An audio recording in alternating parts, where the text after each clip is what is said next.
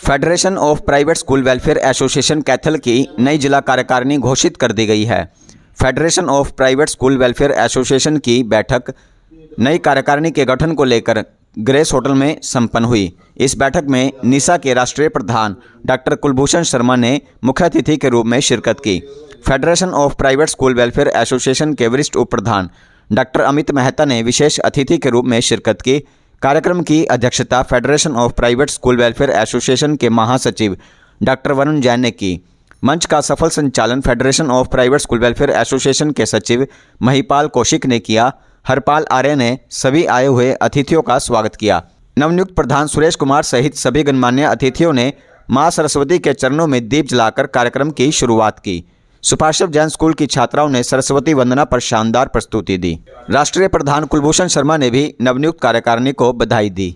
आज federation of private school संस्था के जो कैथल यूनिट के प्रधान सुरेश नैन जी को जो है आज शपथ दिलाई गई है और इनसे पूरी उम्मीद है कि कैथल के लिए ये भरपूर कार्य करेंगे और सिर्फ कैथल के लिए नहीं, पूरे शिक्षा जगत, क्योंकि एक जगह पर भी जब कार्य किया जाता है तो उसका असर जो है पूरे प्रदेश और देश पे भी पड़ता है। तो मैं पूरी उम्मीद करूंगा कि ये और इनकी कार्यकारिणी इस प्रकार से कार्य करे जिससे इसका प्रभाव पूरे देश पे दिखाई दिए, प्रदेश के साथ साथ।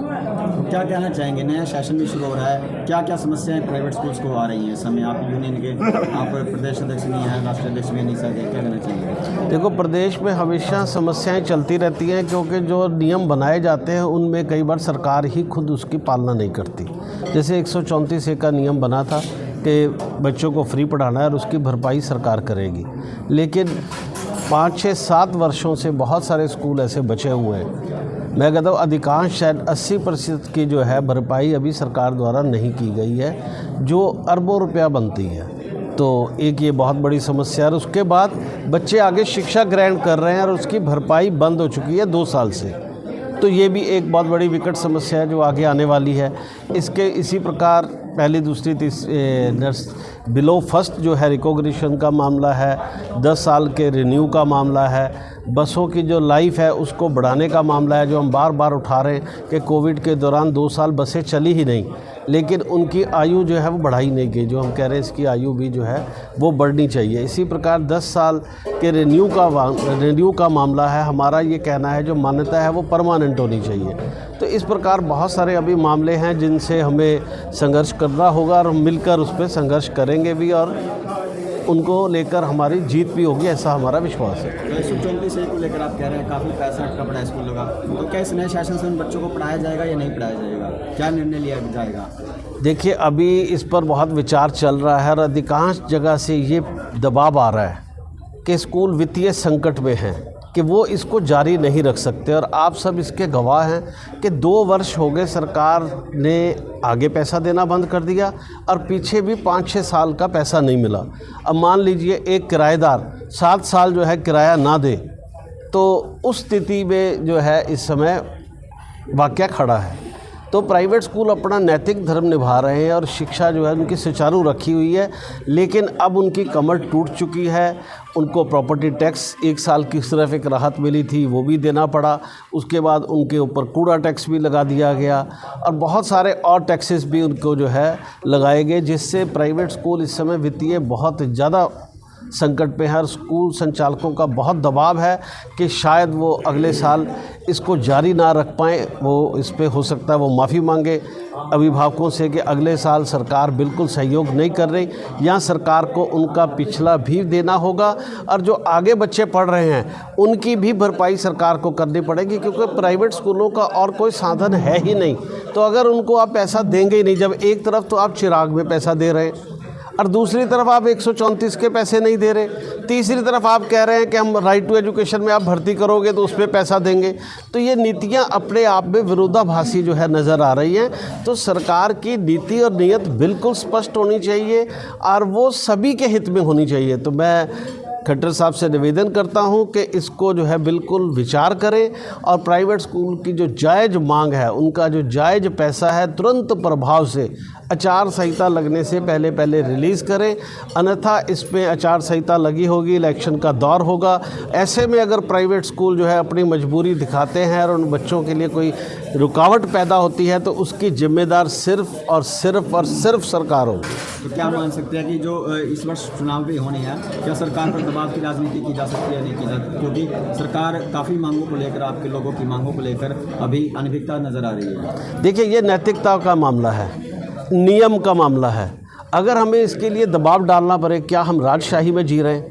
हम प्रजातंत्र में जी रहे हैं, हम रूल ऑफ लॉ उसके अंदर रह रहे हैं। यानी नियमों के अनुसार सरकार को भी चलना होता है और जनता को भी चलना होता है। जब नियम हमारी फेवर में है, नियम ये कहते हुए पैसा देना चाहिए, तो जब संवैधानिक सरकार होती है वो नियमों की शपथ लेकर, जब वो सरकार बनती है वो शपथ लेती है कि मैं संविधान के अनुसार चलूँगी, नियम के अनुसार चलूँगी, तो दबाव सरकार पर ऑटोमेटिक होना चाहिए, रूल का भी और नैतिकता का भी।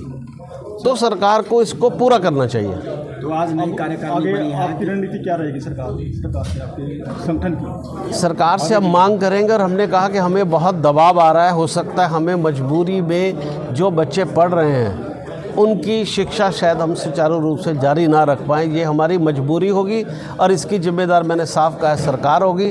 अगर सरकार चाहती है कि ऐसी परिस्थितियां ना बने, नियम का राज चले, कानून का राज चले, नीतियों का राज चले, तो सरकार को तुरंत प्रभाव से ये राशि जारी करनी चाहिए।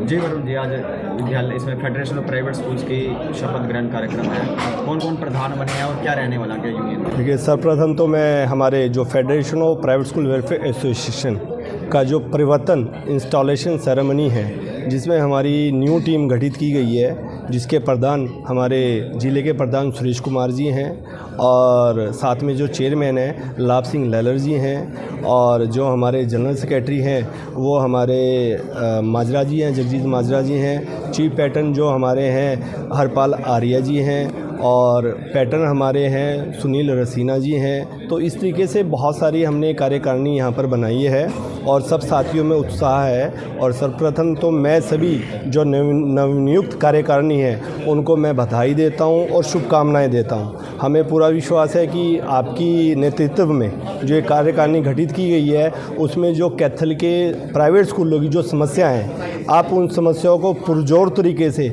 अधिकारियों के सामने और या जहाँ पर भी रखने की ज़रूरत है उसको पुरजोर तरीके से रखेंगे और स्कूलों के हित को लेके किसी भी प्रकार का आप कोई भी कॉम्प्रोमाइज़ नहीं करेंगे।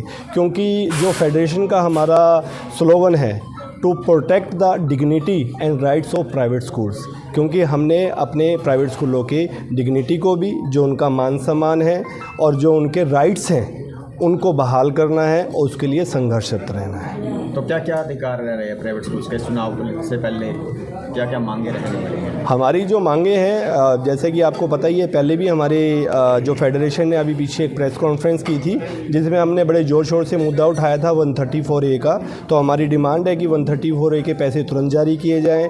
और एक डिमांड हमारी बहुत पहले से चली आ रही है, कई बार हमने ज्ञापन दिया है, जो कि कॉशन मनी है, जो कि सिक्योरिटी मनी सरकार हमसे लेती है नया स्कूल खोलने के लिए। ऑल हरियाणा में लगभग मिनिमम 9 लाख से ज़्यादा हमें पैसे देने पड़ते हैं। CBSE की 1.5 से 2 लाख रुपए हैं जब हम नई मान्यता लेते हैं, और किसी भी स्टेट गवर्नमेंट की इतनी ज़्यादा मनी नहीं है। हमने बार बार ज्ञापन शिक्षा मंत्री को दिया है कि जो नया स्कूल खोलना चाह रहा है उसके लिए इतनी महंगी आप FD करवाएंगे तो वो सस्ती और सुलभ एजुकेशन नहीं दे पाएगा। तो हम डिमांड करते हैं कि जो हमारी प्लेज मनी है वो 1.5 से 2 लाख ही जो सेंट्रल CBSE स्कूल जब हम खोलते हैं वो लेता है, वो उसी हिसाब से हमारी उसी तर्ज पर देनी चाहिए। परिवर्तन किया गया, क्या लगता है एसोसिएशन परिवर्तन कर पाएगी? नहीं, बिल्कुल कर पाएगी। ये परिवर्तन नाम बड़ी सोच के रखा गया है। हम परिवर्तन चाहते हैं क्योंकि कुछ चीज़ों के लिए स्कूलों के हितों को जो उठाया नहीं जा रहा था, या स्कूलों के हितों के लिए स्कूल बेचारे, हमें ऐसा महसूस हो रहा था कि उनकी आवाज़ को प्रॉपर तरीके से आगे लेके जाया नहीं गया। इसीलिए ये हमने काम किया कि परिवर्तन के साथ हमने आपने देखा होगा कि बिल्कुल न्यू टीम को चुना है। इसके अंदर क्या होता है कि कभी भी किसी संगठन को जब हम चलाते हैं तो हमें युवा जो लोग हैं जिनके अंदर जोश है, एंथुसियाज्म है, वो भी चाहिए और साथ ही साथ हमें पुराने अनुभवी लोग भी चाहिए। तो जो ये हमारी टीम चुनी गई है युवा साथियों और पुराने साथियों के अनुभव के तालमेल के साथ चुनी गई है, ताकि काम को हम प्राइवेट स्कूलों के हितों के लिए दिन रात काम कर सके, उनके वेलफेयर के लिए काम कर सके। जी सर, परिवर्तन लाया गया है एसोसिएशन में, आपको कार्यभार मिला गया है, कमान मिली गई है, क्या लगता है क्या करने वाले? सर, ये बहुत बड़ा परिवर्तन होगा। आज हमारी यूनियन उस स्तर पर पहुंच गई है जिसका पुरजोर तरीके से हम हर विषय को सरकार के आगे रख सकते हैं। तो जो मेरे को ये जिम्मेदारी दी है, इसके लिए सबसे पहले तो मेरे सभी प्राइवेट स्कूल एसोसिएशन के जो मेरे मेंबर हैं, जो स्कूल साथी हैं, उनका मैं धन्यवाद करता हूं। और साथ में मीडिया कर्मी जो इतनी मेहनत के साथ हमारी यहाँ पर आपने अपना कीमती समय दिया है, उसके लिए भी मैं आपका भी धन्यवाद करता हूं। और मैं निशा के प्रेसिडेंट अपने कुलभूषण शर्मा जी जो आए हैं, इनका बहुत बहुत दिल की गहराइयों से धन्यवाद करता हूं। क्या प्राथमिकताएं रहने वाली हैं आपकी? सर, हमारी प्राथमिकता जो प्राइवेट स्कूल एसोसिएशन है, ये स्कूल के हितों में हमेशा काम करती रहेगी। जो हमारी प्रायोरिटी रहेगी वो 134A का जो करोड़ों रुपया खड़ा है, उसको सबसे पहले उसको निकलवाने की हमारी प्रायोरिटी रहेगी। जिला स्तर पर क्या समस्याएं आ रही हैं आपको? जिला स्तर पर सबसे बड़ी समस्या हमारे को ये आ रही है कि दिन प्रतिदिन सरकार की तानाशाही बढ़ती जा रही है। जो अधिकारी और कर्मचारी हैं वो किसी भी साथी की बात नहीं सुन रहे हैं। हम सभी एकजुट होकर एक बार जिला शिक्षा अधिकारी से मिलेंगे और अपनी सारी वो बातें रखेंगे जिनसे प्राइवेट स्कूल एसोसिएशन के स्कूल परेशान हैं। जैसे 134A की समस्या हो गई, जैसे स्कूल की रिकॉग्निशन की समस्या हो गई, और जैसे प्लेज मनी की समस्या हो गई। बहुत सारी समस्याएं हैं।